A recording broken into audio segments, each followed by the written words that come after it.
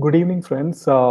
Thanks for joining Candid Media today and to follow what's the latest in India and abroad. And thanks for sending your useful comments and suggestions. If you do believe in this channel, do share with your friends, like, share, and subscribe. Our only mission is to bring you the truth and both sides of the story. Thank you for your support. So, today, friends, we have a lot of breaking news and a lot of exciting news. And for those of you who don't know, there's a person called Samit Thakur. So he was arrested last year for calling the Maharashtra CM and his son names, and he was arrested by the Maharashtra police. So now there is one tweet from Mr. From Samit Thakur that is just posted in his Twitter account a few hours back, and it says that.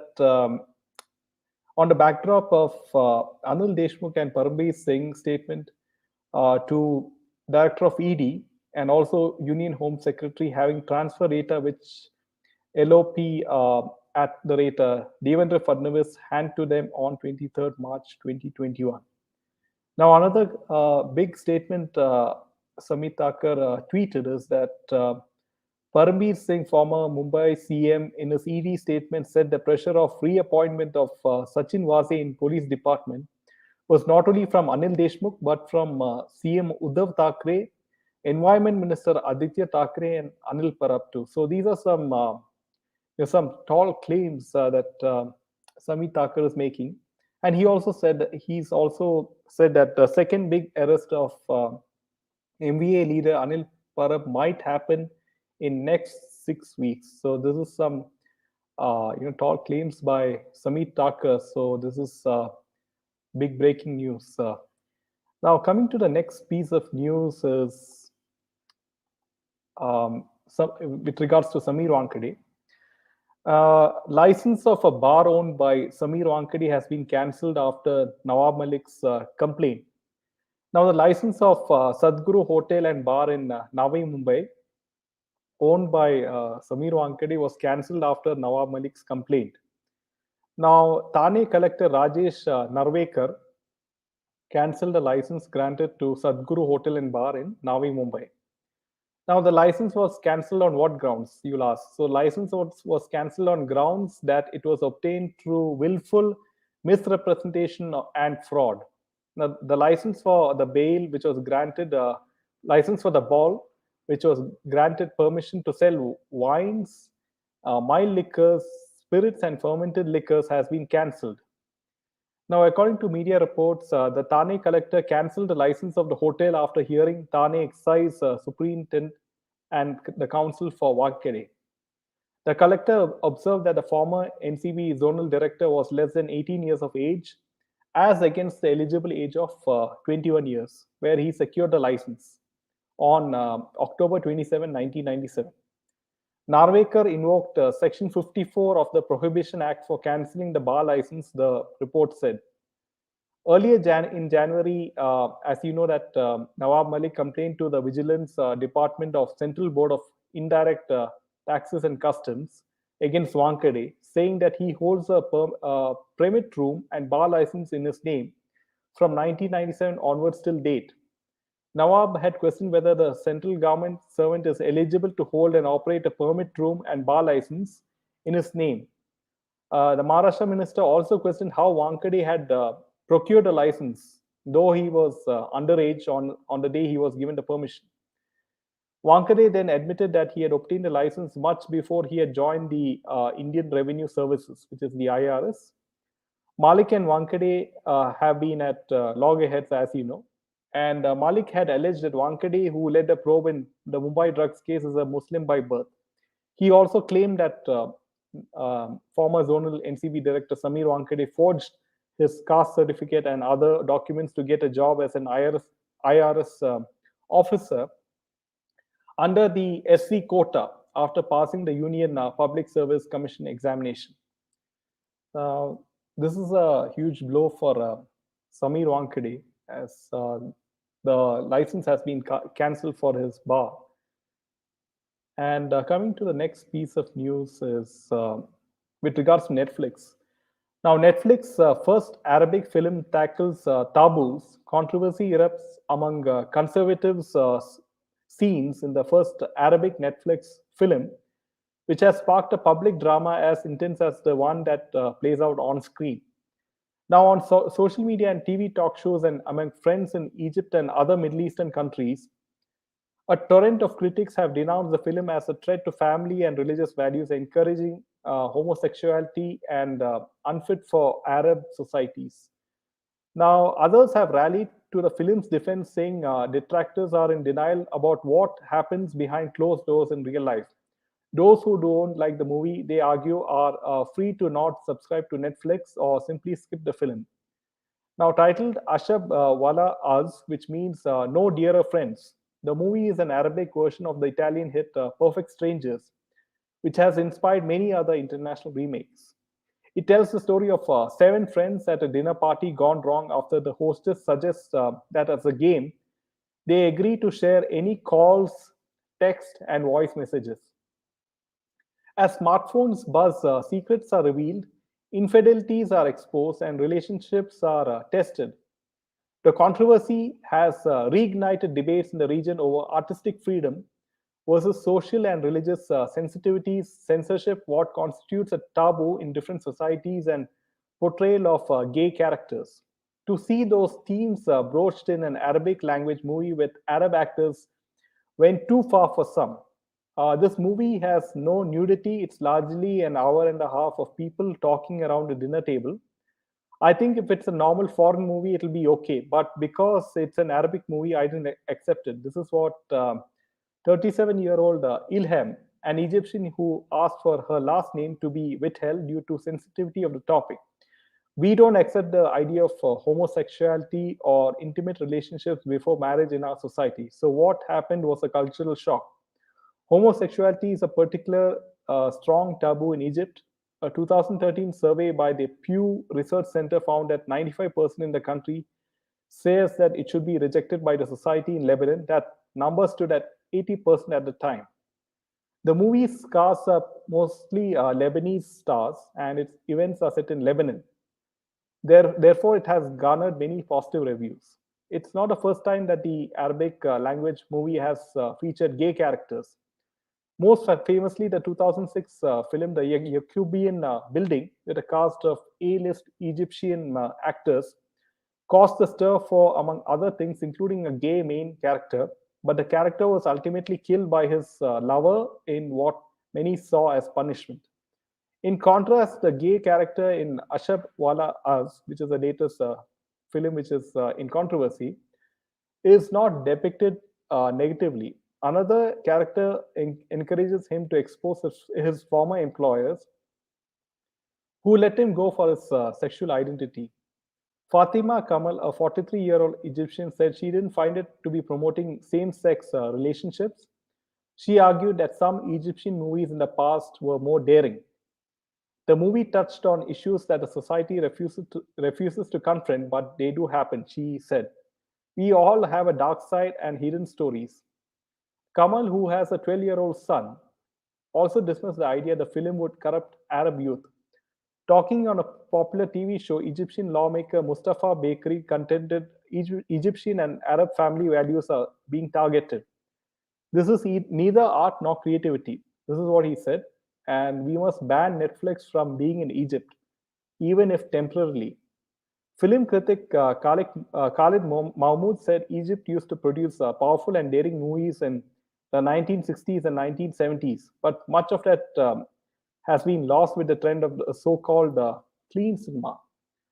So this is quite an interesting piece of news. Is that Netflix is promoting all this LGBT content and things which sort of will be sensitive for certain cultures like India or even the Middle East.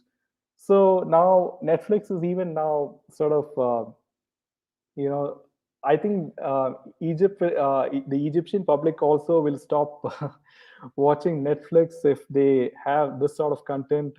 As you know that we know that Netflix is doing badly in India with a lot of anti-Hindu or woke content, and now I think it's going to do quite badly in Egypt and Middle East as well.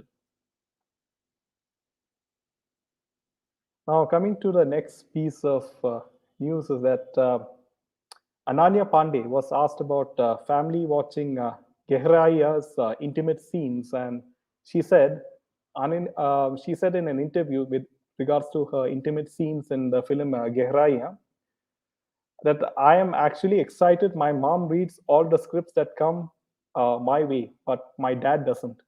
Especially when I decide to do something, he doesn't want to be told much about it. He wants to see it as a fresh piece. My parents are my biggest cheerleaders and also my critiques. I'm looking forward to what they think. I'm also hoping that my sister Raisa liked this film. She's very hard to please and wants to be a filmmaker herself. She loved the trailer. Now, talking about the intimate scenes, Shakun Batra said that there's a procedure. I thought we would adapt those things. My attempt was to design a system where everyone is comfortable in the entire film. Whenever we had a crew like cameramen, we wanted to understand their outlook towards intimacy. So this is, I guess, the with regards to the famous struggle that Ananya was alluding to in one of her interviews. That like these are one of her struggle moments where she's just given a film on a platter because of you know how Bollywood encourages nepotism, and there's no real talent in Bollywood as of now.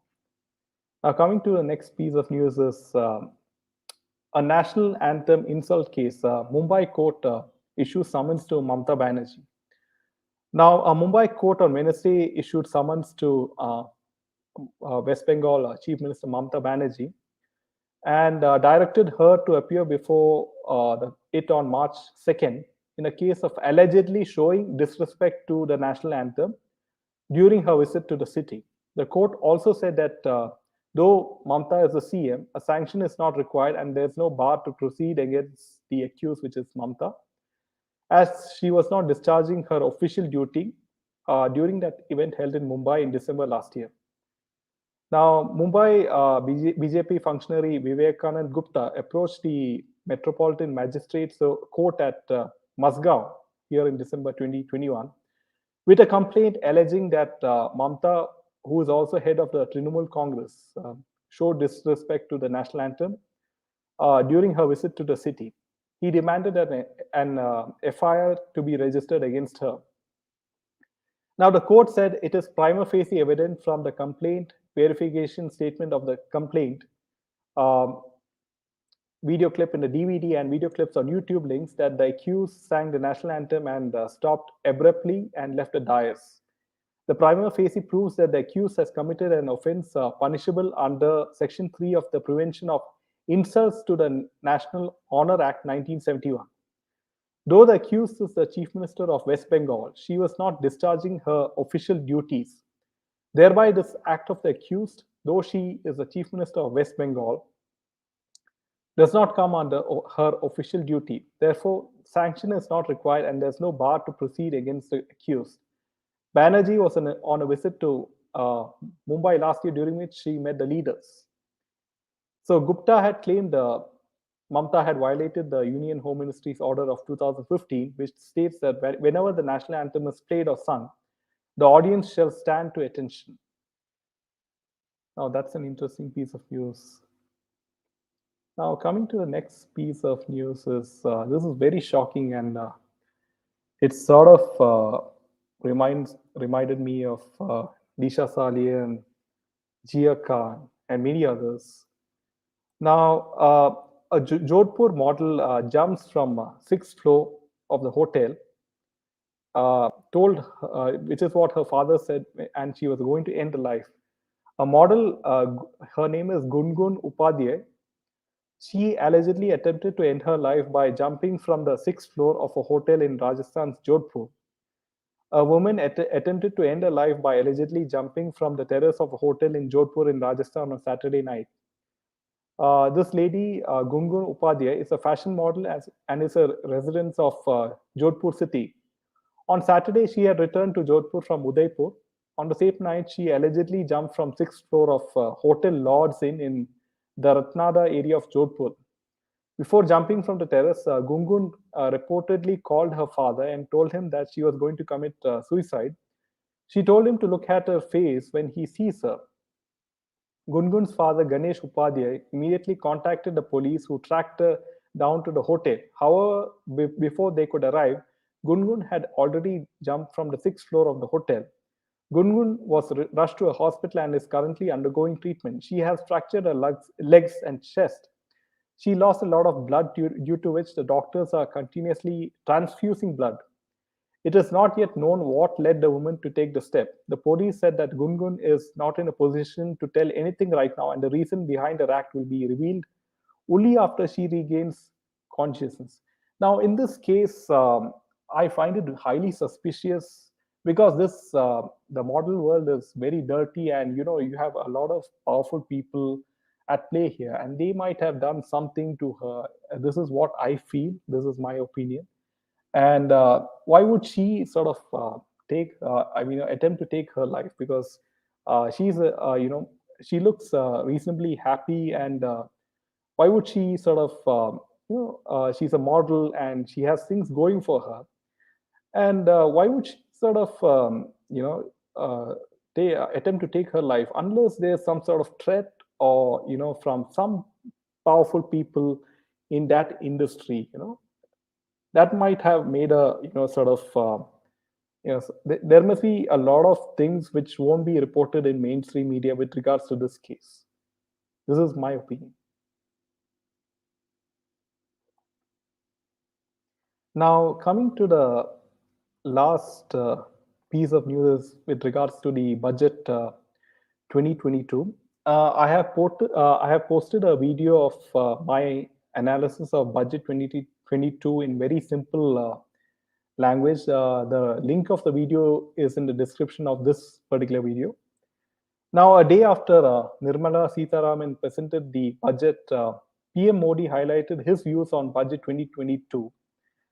And some of the key takeaways of this budget and from the speech by PM Modi was Modi said that the world of tomorrow will not be the same as it was before the pandemic. The world wants to see a large, democratic, diverse nation like India to be stronger than before. India must speed the pace of the change and evolution, get Atmanirbhar, which is self-reliance, soon, and India should be a founding stone for modern India, which is self-reliant India, or Atmanirbhar India.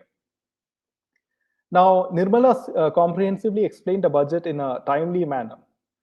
Now, the decisions of the last 7 years have led to the expansion of India's economy. India's GDP has grown from 1.10 lakh crore to 2.3 lakh crore in 7 years. In 2013 to 14, public investment was just at 1.87 lakh crore.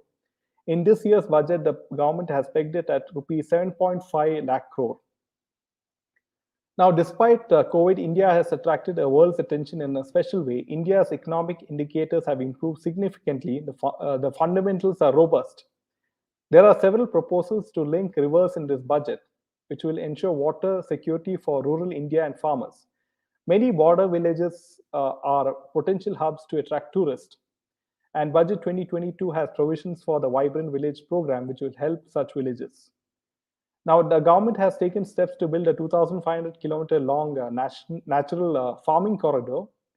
In the first phase, it will be implemented in Uttarakhand, in UP, Bihar, Jharkhand, and West Bengal, around the river Ganga. Optical fiber will soon cover all the villages in India. 5G will enable new services in rural India, especially smart transportation. The budget of the PM Gram Sadak Yojana has been increased by 36%. Indian Railways is also set to make special provisions to benefit small farmers. In 2014, the nation had 90,000 kilometers of national highways, which were built in the last 70 years. In the last 7 years, the government has created 50,000 kilometers of national highways. Under PM Gati Shakti, the thousands of kilometers of new national highways will be created. Now, I have created a entire analysis of the budget 2022 in a separate video, and the description is below. Now, one of the key aspects of this budget is that many people are talking is that there is nothing for middle class in particular. Like this budget has nothing for middle class. There's no change in the income tax slabs, and it's the same as before. And there's no sort of relief for middle class. And ironically, middle class is one of the largest percentage of taxpayers to the government. And so this is some of the disappointment that many people have sort of addressed, and there are a lot of memes in Twitter. So these are some of the news which are the key news of today, and I'll just look at some of the your comments. Hi Karthik, how are you? Hi Savitri. I hope you liked the sessions yesterday and day before yesterday. It was fantastic topics. One being autism is one of those topics that mainstream media they do not discuss, and it's very important that you share that video of autism. And it was a great talk with Doctor and Miss Anuradha and Miss Rajalakshmi. It was a wonderful talk. In case you missed that video, do check it out with regards to autism and how people, parents can sort of be contact with regards to any help if they have autistic children. And also, day before yesterday, there was an incredible video with Mayur on paranormal activities like ghosts and whatnot. So these videos, do share it to your friends, and we'll also be taking more sessions on those topics. And we'll also be inviting people from like from you guys like to join in the session, and you can voice your sort of experiences on these topics. Hi Gurbi, how are you? Hi Gloria.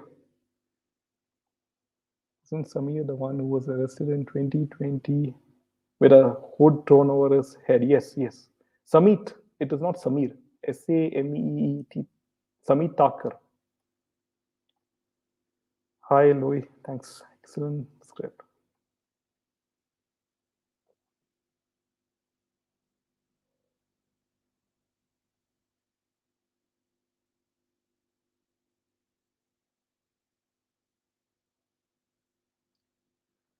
Could you throw some light on the court statement regarding Ria's bail case? Why are many feeling betrayed by NCB for calling SSR a consumer of drugs and that Ria was procuring it for him? So, yeah, Maya, we'll be inviting Advocate Vivekanand Gupta tomorrow or this week, and we'll be discussing on this SSR case in detail with regards to the legal points.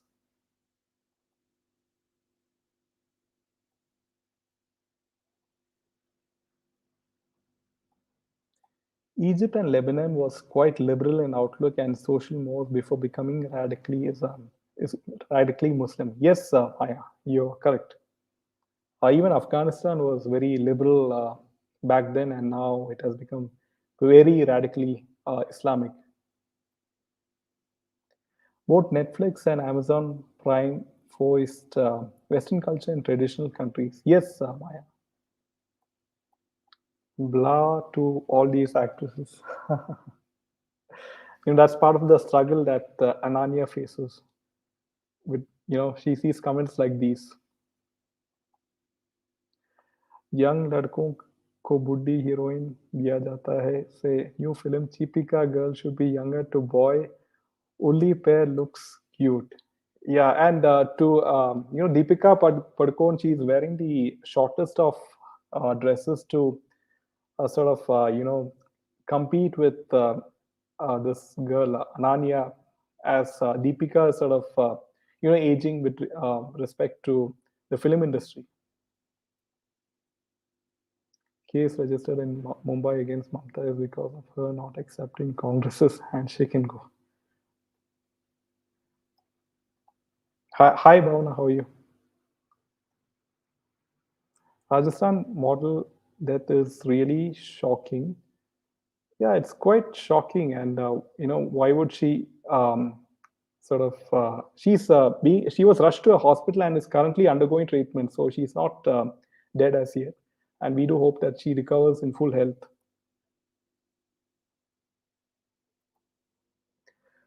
I think there's a big nexus behind these suicides. So absolutely, Bhavana, especially with regards to Bollywood, that there's a most of these so-called suicide stories are actually murder and sort of abetment to suicide also. Her suicide attempt is linked to a minister. Oh, I see. And she was being blackmailed with an incriminating video of her bathing.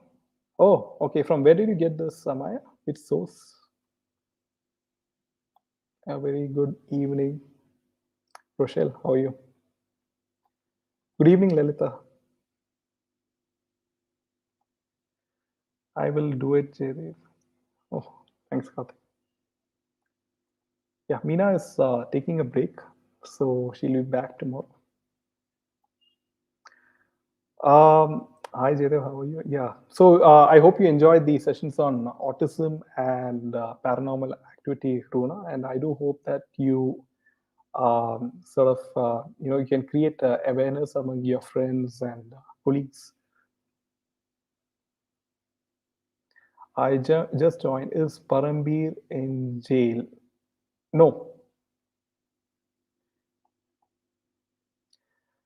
So yeah, that's all the news for today, and do join in for tomorrow for a very interesting session with Vivekanand Gupta. Thank you.